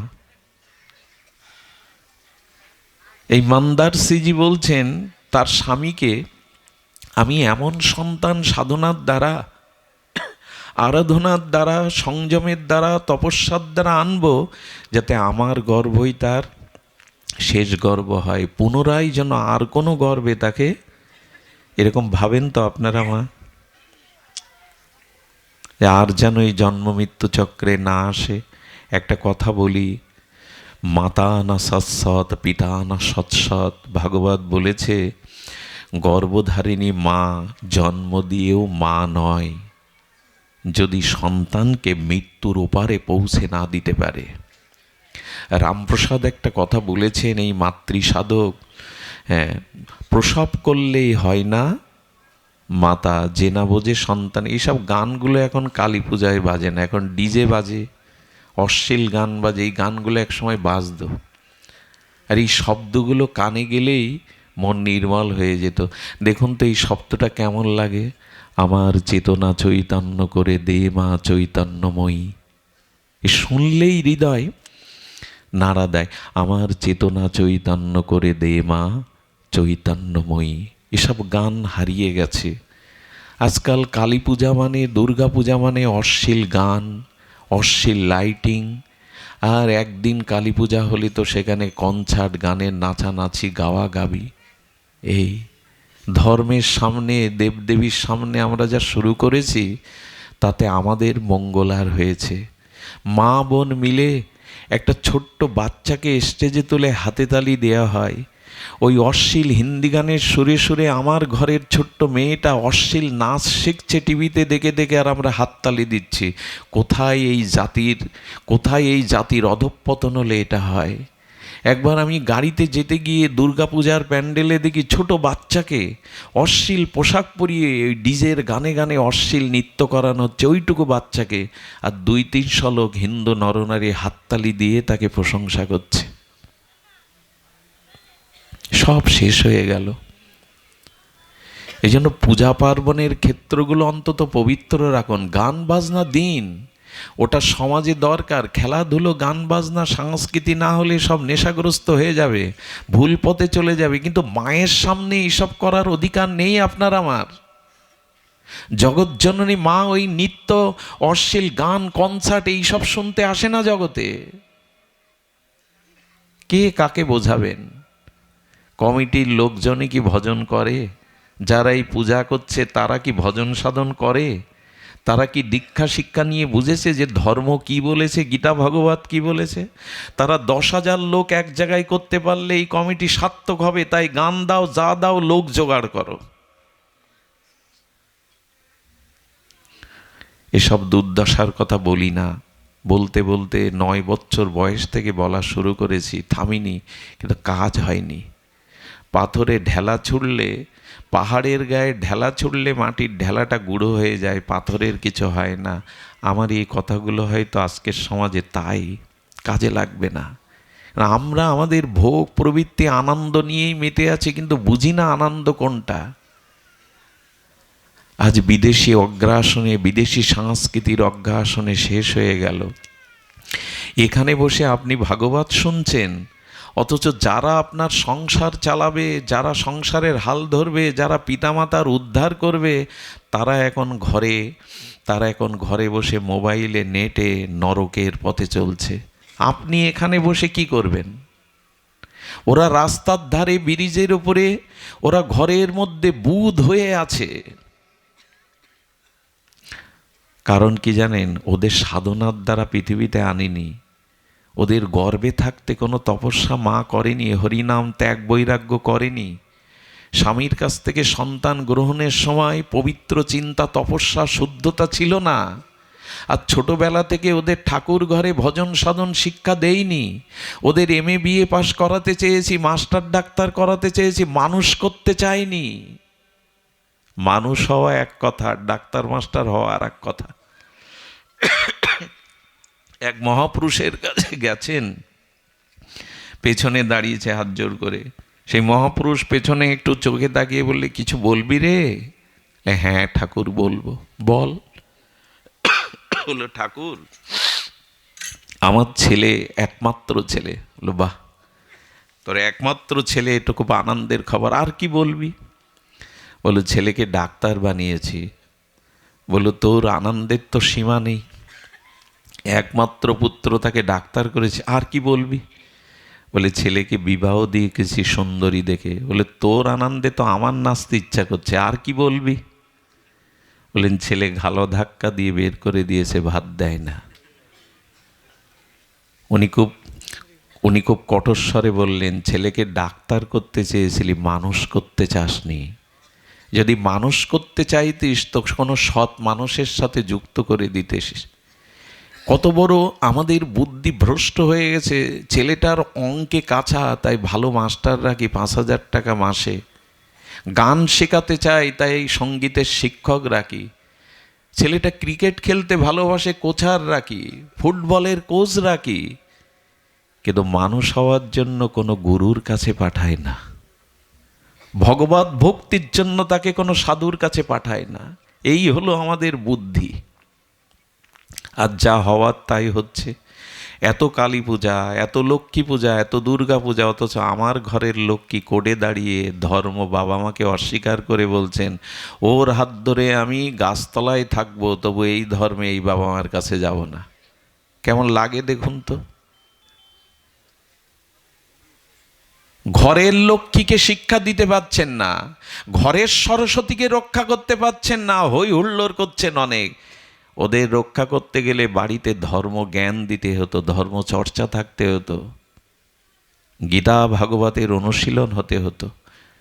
আমি যখন শিশু, আমার বাবা মা ভোর 4টেই উঠে ভগবানের আরাধনা করতে গিয়ে ওই ভোরে ঘুম থেকে আমাকে কোলে বসিয়ে রাখতেন।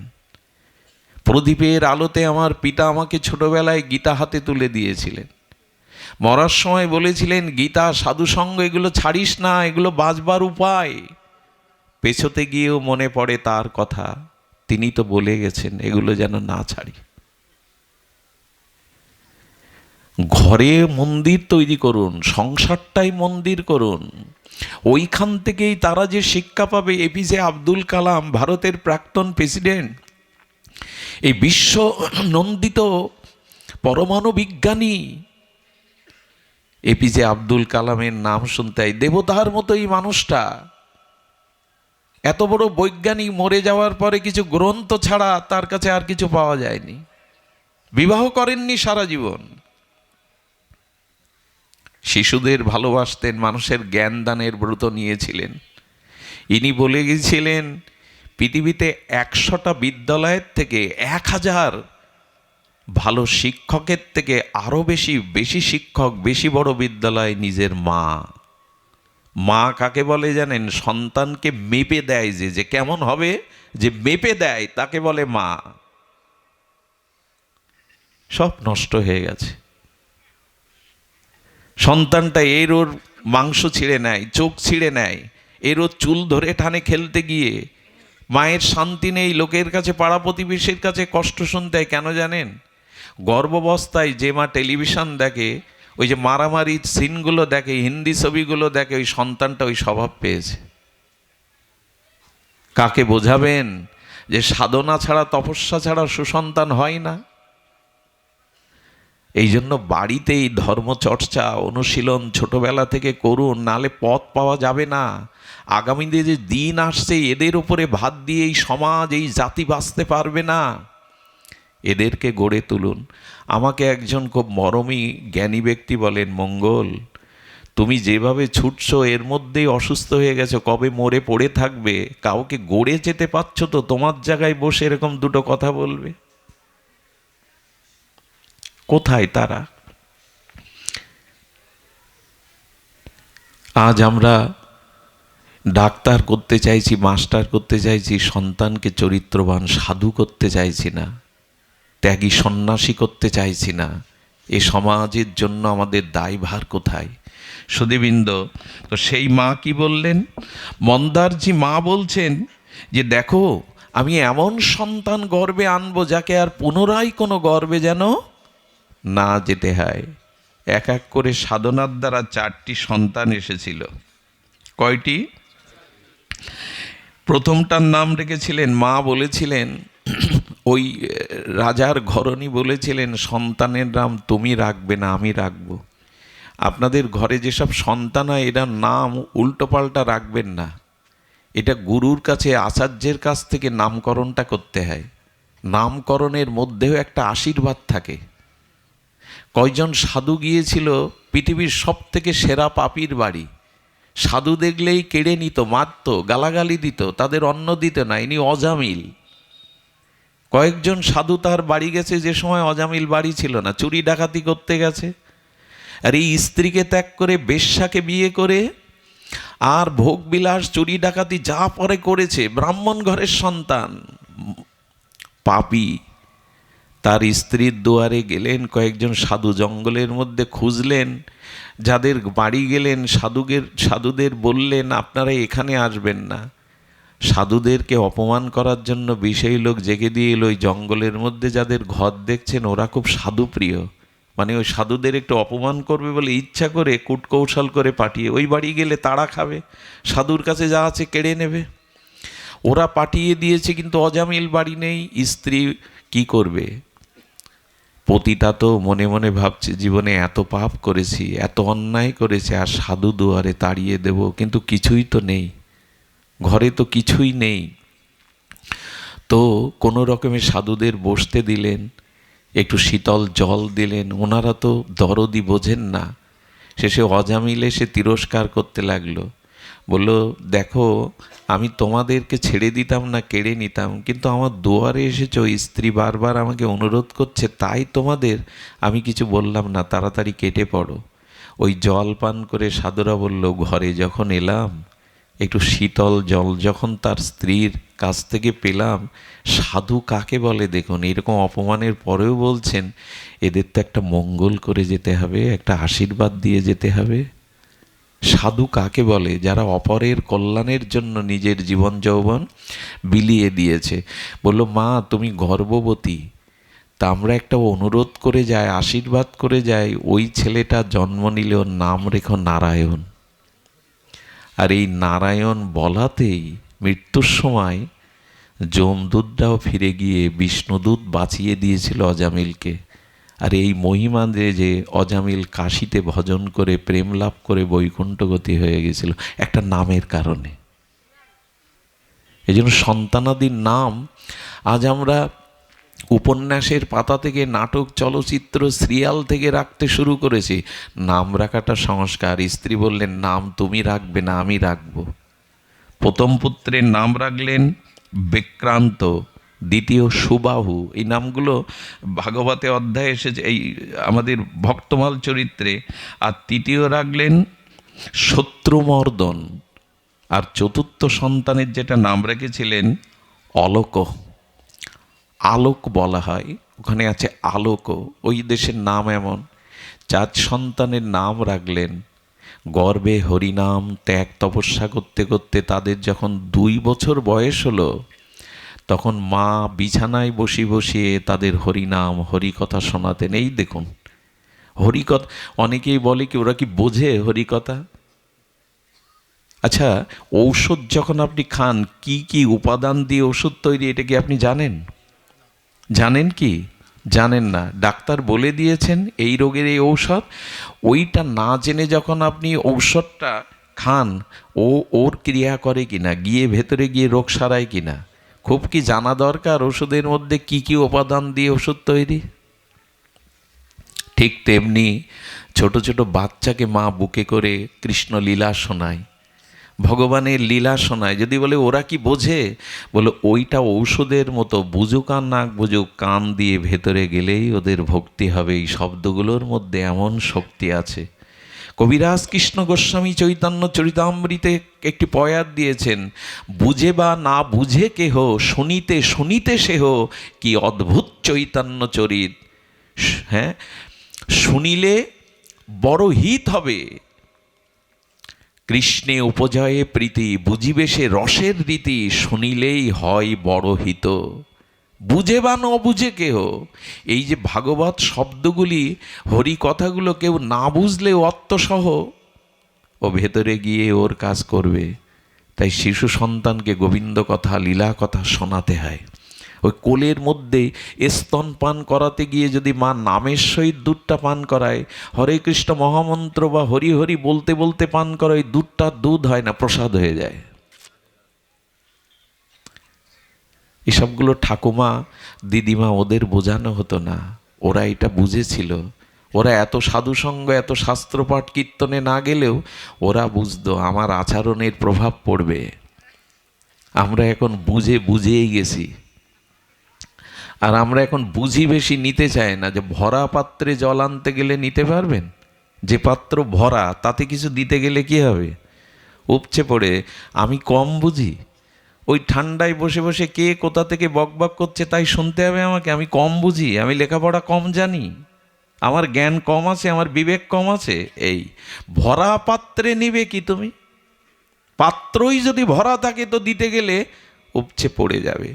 এইসব যুক্তিতর্ক কুতর্ক রেখে সরল হন, আর জীবনে ওদেরকে এই পথ দিতে শুরু করুন।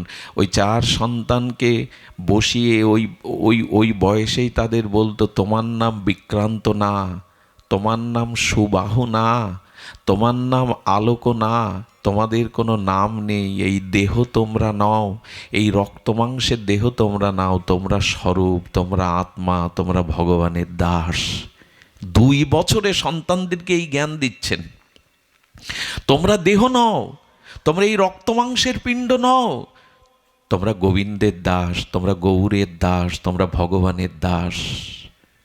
এই দেহটা পোশাক মাত্র। এইভাবে ওদের জ্ঞান দিচ্ছেন, স্বরূপের চিন্তা দিচ্ছেন। এভাবে উপদেশ তাদের দিতে দিতে, কানে হরিনাম দিতে দিতে, ভগবত কথা শোনাতে শোনাতে, আর এই উপদেশ দিতে দিতে তাদের ভিতরে একটা জিনিস বলি, ভক্তি যদি বা তাদের আদর্শ জ্ঞান যদি দিতে হয় শিশুকালে দেন, পরে গেলে আর কাজে লাগবে না। একথা কার না জানা? মাটি যখন নরম থাকে তখন কুমোর কি করতে পারে? হাড়িও গড়াতে পারে, সরাও গড়াতে পারে। ওই মাটি রৌদ্রে শুকিয়ে গেলে আর হাড়ি কড়া গড়ানো যাবে না। শিশুকালে প্রভাবটা পড়ে, সন্তানের মনের ওপরে, স্বভাবের ওপরে প্রভাব পড়ে, পরে আর এই প্রভাব পড়ে না। এই জন্য প্রহ্লাদ মহারাজ বলেছেন, কৌমারান আসাহারিত প্রাজ্ঞ ভাগবত ধর্মান। যদি ধর্ম করতে হয় শিশুকাল থেকে, কৈশোরকাল থেকে শুরু করো, পরে আর এটা হয় না। পরে আর একবার শ্বাস থেকে উঠে আসলে ও আর বদলানো যায় না। শ্বাসে যেমন পড়বে ঢালাইটা তেমন হবে, পরে আর আঁকাবাঁকা করতে পারবে না। শিশুকালেই থেকে শেখাও। কেমন জানেন? নামদেব, এই বিখ্যাত মহাপুরুষ নামদেব যখন 5 বছর বয়স, তার পিতা কার্যান্তরে যাওয়াই বলল, ঠাকুর ঘরে ঠাকুরকে 1 গ্লাস করে দুগ্ধ সেবা দিস, ঠিক করে দিস, আমি 3 দিন বাদে ফিরব। ধ্যান দিয়ে শুনুন। ওই নামদেব জন্মেই ছোটবেলা থেকে ভগবতের অনুসারী, পিতামাতা শিক্ষা দিয়েছেন, গরম দুধ তুলসী পাতা দিয়ে বলছে, বিট্টল খাও, বিট্টল খাও। আমি মন্ত্র জানি না, আমি মন্ত্র জানি না। দরজা বন্ধ করে দিয়েছে যে আমি সামনে থাকলে খাবে না। দরজা বন্ধ করে অনেকক্ষণ পরে ঘরে গিয়ে দেখে দুগ্ধের গ্লাস, দুগ্ধ গ্লাসে আছে, পান নি। বলে, ও ঠাকুর, আমি শিশু বলে, আমি মন্ত্র জানি না বলে, আমি তোমার উপাসনা পদ্ধতি জানি না বলে খাবে না? বাবা বলে গেছে, বাবার কাছে কি মুখ দেখাবো বলো তো? তুমি যদি না পাও আমি বাবাকে কি মুখ দেখাবো? দয়া করে খাও। যখন বারবার বলছে, ওনাকে বলছে, শোনো, যদি না খাও এই হাঁক তুলে তোমার মাথা ফাটিয়ে। শিশু তো, আর ভগবানের এই সরলতা ভালো লাগে, পাণ্ডিত্য ভালো লাগে না ভগবানের। তারপরে যখন হাঁক উতিয়েও বিগ্রহ সাড়া দেয়নি, তখন ঘর থেকে 5 বছরের ছেলে একটা ধারালো ছুরি এনেছে। দেখো ঠাকুর, এই আমি গলায় দিলাম, নকল না, আমি নাটক করছি না, আমি বাবার কাছে মুখ দেখাতে পারবো না। গলায় যেই ছুরি সত্যি সত্যি টানবে, ভগবান প্রকাট হয়ে হাত জড়িয়ে ধরেছে নামদেবের। ওরে মরবি কেন রে? বলে, এত দেরি করে এলে? আমি বলছিলাম তোমার কানে যায়নি, আমি বাবাকে কি বলবো বলো তো? 1 হাতে ছুরি ধরেছেন আর 1 হাত দিয়ে ডকডক করে তার গরম দুধ খেলেন। বললেন, কাউকে বলিস না। শিশু মনে যা কিছু ওদের সংস্কার দেবেন, ওটাই ওদের ভবিষ্যৎ জীবনের ভিত হয়ে যাবে। পরে আর হয় না, পরে হয় না। মাটিটা শক্ত হয়ে গেলে কুমোর আর মনের মতো গড়তে পারে না, নরম থাকতে হয়। আমরা ধর্মকর্ম মানে মনে করি বুড়ো বয়সের বিষয়। হিন্দু ধর্মের মানুষ তো অন্তত তাই মনে করে, আগে ভোগ শোক করে নাও। সন্তানদের কি শিক্ষা দেই জানো? 3টে শিক্ষা। হ্যাঁ, লেখাপড়া শিখে চাকরি বাকরি করে টাকা রোজগার করো, ভালো মন্দ খাও আর মরো। আমরা শিক্ষা দেই কি? লেখাপড়া শেখো, টাকা রোজগার করো, ভালো মন্দ খেয়ে মরো। এই হলো আমাদের শিক্ষা। আমরা বাঁচবার শিক্ষা ওদের দেই না। টাকা রোজগার করলেই কি জীবন শান্তি হয়? পরকালে শান্তি পাওয়া যায়? হ্যাঁ, চাকরি বাকরি করুক, টাকা পয়সা রোজগার করুক, কিন্তু জগতের ধন সাথে যাবে না। খই আর খুচরো পয়সা চিতার ওপরে ছড়ালে, মৃত ব্যক্তির ওপরে ছড়াতে ছড়াতে গেলেই উদ্ধার হবে না। ওই পয়সায় যাওয়া যাবে না ভগবানের কাছে। খই ছড়ায় আপনাদের দিকে, খুচরো পয়সার খই দেয়, মরাকে শ্মশানে যাওয়ার সময় পেছনে একজন এরকম ছড়ায়, ওতে ওতে উদ্ধার হওয়া যাবে না। সাধন ভজনের দ্বারা উদ্ধার হতে হবে। এই জন্য শিক্ষা কি দেই না, লেখাপড়া শিখে টাকা রোজগার করো, ভালো মন্দ খাও, বেড়াও ছাড়াও আর মরো। কিন্তু এই মা কি শিক্ষা দিচ্ছেন? ভোগ নয়, ত্যাগেই শান্তি। তোমরা রক্ত মাংসের মানুষ নও, পিণ্ড নও, তোমরা ভগবানের চিৎকন অংশ, মাময়ী বাংশ জীবলোক জীবভূত সনাতন। সত্যিই তো আমরা অমৃতের পুত্র, সত্যিই আমরা ভগবানের অংশ। আমরা এই রক্ত মাংসের দেহে আমাদের পরিচয় নয়। সুধীজন, এই জন্য মা তখন বললেন, আর তারা যখন কিশোর বয়সে, তখন কি করলেন জানেন? চলে যা বাবা, বনে গিয়ে তপস্যা কর। শিশু বয়সেই মা তাদের পাঠিয়ে দিল আশ্রমে মনির কাছে। ওরা পিতামাতাকে প্রণাম করে চলে গেল। চতুর্থ সন্তান আলোককে রাজা বলল, দেখো, এর নাম আমি রাখবো, তুমি না। আর তোমার কাছে আমার বিশেষ অনুরোধ, 3 সন্তানকে তুমি সাধু সন্ন্যাসী করে পাঠিয়েছ, কিন্তু এই রাজ পরিবার পরম্পরা রক্ষার জন্য ওকে আমি বিষয় শিক্ষা দিয়ে এই রাজত্বে বসাবো। স্ত্রী আর আপত্তি করতে পারলেন না। তাকে যখন রাজা করলেন, এর যখন 50 পুড়ে গেল, তখন রাজা রানী এই সন্তানের উপর রাজ্যভার দিয়ে তপবনে গিয়ে তপস্যা করলো। একটা বিশেষ অনুরোধ করি আপনাদের কাছে, যারা 50 পেরিয়ে গেছেন, যাদের সন্তানাদি একটু হাল ধরতে শিখেছে, দয়া করে আর সংসার নিয়ে মাতামাতি করেন না। এইবার নিজের উদ্ধারের, নিজের কল্যাণের পথে চলুন। সন্ন্যাস নিতে বলছি না আপনাকে, তীর্থে যেতে বলছি না, কিন্তু ঘরের খবরদারি, ঘরের নজরদারি বাদ দিয়ে, ঘরের কে কি করলো, কে কি বললো, সংসারী না হয়ে বসে বসে জপ করতে থাকুন, সদ্গ্রন্থ পড়তে থাকুন, সাধু সঙ্গে যেতে থাকুন। কিন্তু আমাদের দুর্দশা কি জানেন? যত বুড়ো বুড়ি হয়, কিছু মনে করবেন না, তত বেশি সংসারী হয়, তত বেশি সংসারী হয়। এক মা আমার কাছে কাঁদে আর বলে, বাবা, শাশুড়ি মনের মতো না। বলে, কেন? তো বলে, আপনার ছেলে যদি আমার কাছে কোনো প্যাকেটে এনে কিছু দেয়, 10 বার জিজ্ঞাসা করে, বৌমা থলেতে কি আনলো খোকা? এইটা খুব দরকার এখন বলার। ওই দিকে আপনার দৃষ্টি কেন? এইবার ছাড়ুন, একদিন তো ছাড়তে হবে, এইবার ছাড়ুন। এজন্য একটু ছেলে মেয়ে বড় হলে আমাদের 4টে আশ্রম জানেন তো? ব্রহ্মচর্য, গারস্থ, বানপ্রস্থ, সন্ন্যাস। 50 পেরিয়ে গেল মানে ডাক আসছে আপনার ভগবানের। এবার প্রস্তুত নিন, এবার গুছিয়ে নিন। আমরা তখন আবার বেশি পাতাই গোছানোর বদলে। ডাক আসে, চুল পাকে কানের পাশে, আমরা চুল কালি করি। ভগবানের ডাক আর নোটিশ বলি, আমি কম চালাক?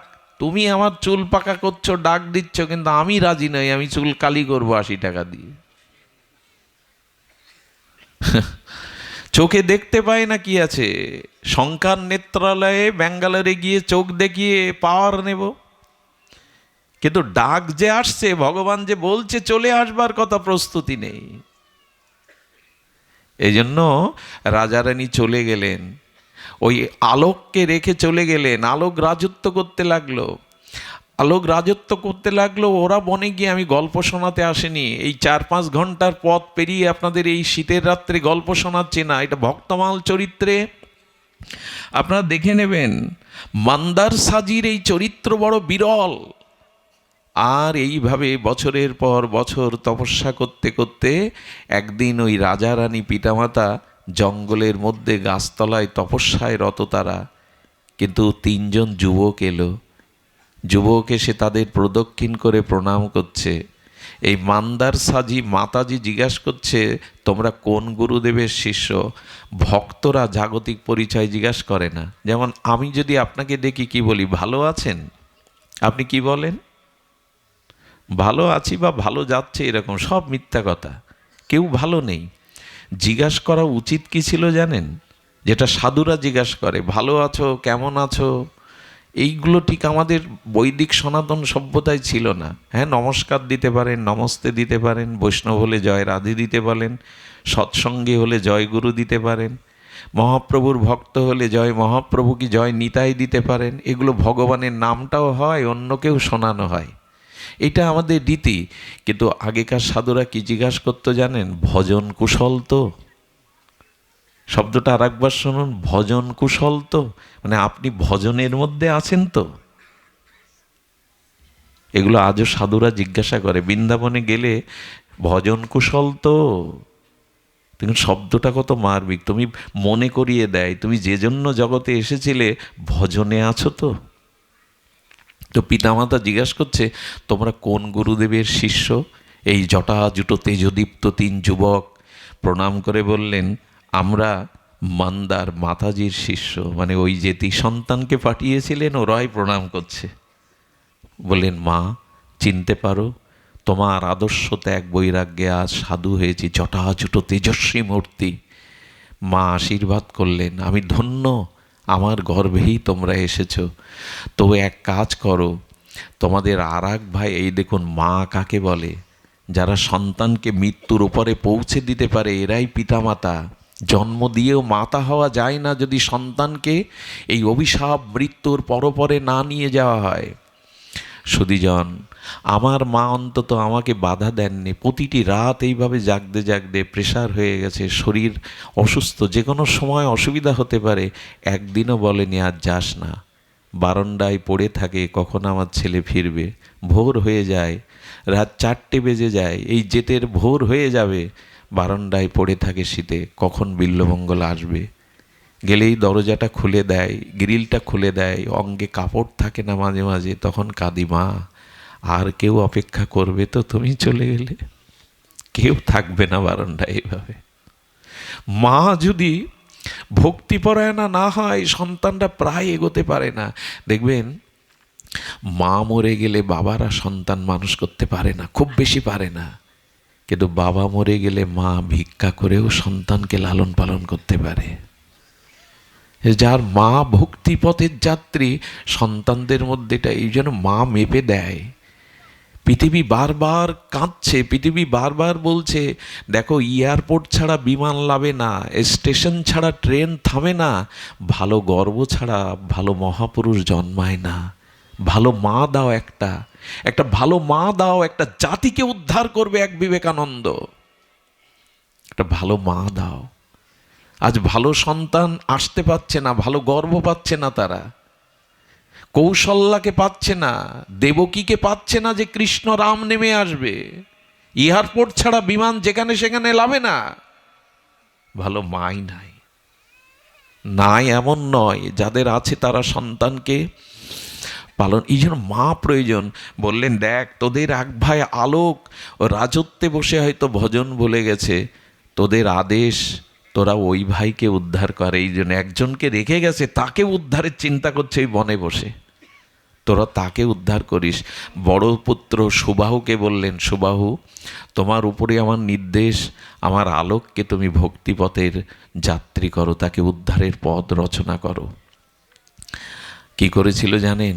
ওই মা বাবা আসার সময় আলোকের হাতে একটা আংটি পরিয়ে দিয়েছিল, আর বলেছিল সংসারে যদি কখনো খুব কষ্ট দুঃখ ভার না বইতে পারো, এ আংটির তলে একটা ছোট্ট কাগজ রেখে গেলাম, সেদিন খুলে দেখো উত্তর পাবে, মীমাংসা পাবে। আলোকের হাতে ওই আংটিটা পরিয়ে মা চলে গিয়েছিল। এই আমাদের মান্দার সাজি তিনি দিয়ে গিয়েছিলেন আংটিটা, ও খোলেনি, কারণ ও রাজ্যে ভালোই সুখে ছিল। এই সুবাহ এলো, এসে পরিচয় দিল, আমি তোমার বড় ভ্রাতা। বললেন তোমাকে ভজন পথে আসতে হবে, তোমাকে উদ্ধারের চেষ্টা করতে হবে। কিন্তু কি জানেন, একবার যে বিষয় ভোগে মেতে থাকে তার আর ভাগবত উপদেশ ভালো লাগে না। কি বলল জানেন? তুমি যা বলছো ওটা আমার মনে ধরছে না। এই যেমন অনেকেই আছে পাশ দিয়ে চলে যাবে বলে, কি এমন বক বক শুনবো, হ্যাঁ এ কথা কি জানে না কেউ, এরকম লোকও আছে বলার। তার মানে কি, পূর্বজন্মের কোনো সুসংস্কার না থাকলে হরিকথা সাধুকথায় তার রুচি হয় না। সবাই কি এ কথা ভেবে বসে শোনে? বরঞ্চের উল্টো বলি, তুমি যা বললে ও আমার ঠিক মনে ধরল না। ধরবে না তো? একটা জিনিস বলি, হরিকথা হরি নামে যদি রুচি না হয়, জানবেন অনেক জন্মের অপরাধ বাসা বেঁধে আছে আপনার হৃদয়ে। হরিকথা হরি নামে যদি কারো রুচি না হয়, জানবেন অনেক জন্মের মহা অপরাধ বাসা বেঁধে আছে। অনেক দিনের জড়রোগী পিত্তদোষ হলে যেমন মিশিরিও তিতো লাগে তার কাছে, যার পিত্তদোষ হয় তার কাছে কি লাগে মিশিরি তিবোতে গেলে? অনেকের হরিকথা কানে জ্বালা ধরায়, অনেকের এটা প্রিয়কর হয় না, আস্বাদ্য হয় না। হয় না কেন জানে? রুচি নেই। এটা অনেক জন্মের অপরাধ। আকাশে মেঘ থাকলে কি আর চাঁদের কিরণ প্রতিভাত হয়? চাঁদের আলো দেখা যায় না, মেঘ ঢেকে দিয়েছে। আমাদেরও অনাত্ম ঢেকে দিয়েছে। ওর বলল, তোমার এই কথায় আমার রুচি নেই, এসব উপদেশ আমাকে দিতে এসে না। এই হলো বিষয়ী লোকের সমস্যা, তারা সাধু উপদেশ ভক্ত উপদেশ নিতে চায় না। বলল, মা আদেশ দিয়েছে মনে মনে ওকে তো উদ্ধার করতে হবে। তখন চাপ প্রয়োগ করলো, আমি বড়, অধিকার এই সিংহাসন আমার, পথ ছেড়ে দাও। দেখুন, তার মঙ্গলের জন্য, মার আদেশ রক্ষার জন্য কি করছে? বলল, তুমি লাঠি হাতে করে বনে বনে ঘোরো, আর আমি রাজ সিংহাসনে, তোমাকে মেরে ফেলতে তাড়িয়ে দিতে আমার 2 সৈন্যই যথেষ্ট, তুমি সিংহাসন দখল করবে? ও বা কম যাবে কেন? ওই যে বিষয়ের মধ্যে রেখে গেছে, ওই বিষয় ওকে আটকে রেখেছে। বড় ভাইকে অপমান করবো যে, তুমি লাঠি হাতে ঘণ্টা হাতে আমাকে কি তাড়াবে? আমার 2 সৈন্যই যথেষ্ট তোমাকে শেষ করে তাড়িয়ে দিতে। চলে যাও, ভালো চাও তো। বলেছেন মা ওর কল্যাণ চেয়েছে, করতেই হবে। উনি কাশিতে চলে গেলেন। কাশী নরেশ কাশীর রাজাকে বললেন, উদ্দেশ্য ওর রাজ্য কেড়ে নেওয়া নয়, আপনি আমাকে সহযোগিতা করুন। ওকে একটু ভয় দেখালে, আপনি সৈন্য সামন্তের একটু হুমকি দিলে ও রাজ্য ছেড়ে দিয়ে ভজনে যাবে, আপনি একটু কৃপা করুন। এই সাধুর কথায় কাশীর নরেশ সৈন্য সামন্ত নিয়ে আক্রমণের একটা অভিনয় করলেন। আর কাশী নরেশের সাথে কোথায় পারবে? তখনই কি করলো জানেন? তখনই ও চিন্তায় দুর্দশায় মায়ের কথা মনে পড়লো। মা আংটির মধ্যে একটা কাগজ দিয়ে গেছিল, বলেছিল কখনো যদি দুঃসময় আসে, ভেঙে পড়িস, এটা দেখিস। কাগজটা খুলে কি উপদেশ দেখলো জানেন? ওই যে উপদেশ দিয়ে 3 সন্তানকে বনে পাঠিয়েছে, ওই উপদেশ, তুমি দেহ নও, তুমি ভগবানেরই স্বরূপ অংশ, ভগবৎ প্রাপ্তিই জীবনের মঙ্গল কল্যাণ একমাত্র পথ। এটা পড়ে মার বাণী তো, মহাপুরুষের কথার মধ্যে খুব শক্তি থাকে। কেমন জানেন? বিদেশ থেকে চিঠি পাঠিয়েছে সন্তান, মা লেখাপড়া জানে না, পাড়ার মাস্টারমশাইয়ের কাছে ছুটে গেছে, আমার খোকা চিঠি লিখেছে, একটু পড়ে দিন না। মা, তুমি প্রণাম নিও, তোমার কথা বড় মনে পড়ে। এ কথা শুনেই মা কাঁদতে বসছে, চোখে জল ভরে গেছে। আচ্ছা, যে পড়ছে তার চোখে জল আসছে তো?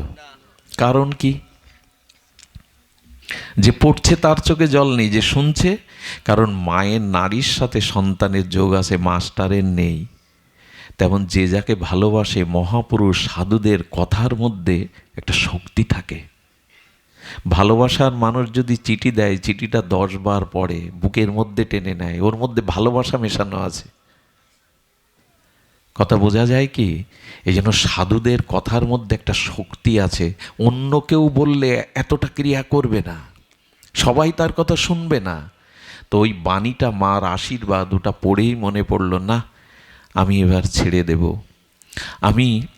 আমি মা বলে গেছেন, এই ঝামেলায় নয়। সঙ্গে সঙ্গে উনি সিদ্ধান্ত নিলেন, বড়দাকে ডেকে বললেন, দাদা ভুল হয়েছে, ক্ষমা করুন। আমিও সাধনার পথে চললাম। উত্তরাধিকার একজনকে দিয়ে 4 জন বনে গেল, মার সামনে প্রণাম করে তপস্যা করে তারা ভগবৎ গতি প্রাপ্ত হলো। মাও তাদের সাথে সাথে ভগবানের গতি পেলেন। এটা যদি হয়, এইটা যদি হয়, এরই নাম সংসার। এই হলো মুক্তির পথ, এই হলো আনন্দের পথ। আজ এইটুকুই, আপনাদের মঙ্গল কামনা করে প্রণাম জানিয়ে এখানে এই ভগবৎ বিশ্রাম। শ্রী গুরু প্রেমানন্দে হরি বল। সুধীজন, আপনারা অনেক মানুষ এসেছেন আমাদের ভক্তপ্রবাদ ধনঞ্জয় কৃষ্ণের কাছে ভালো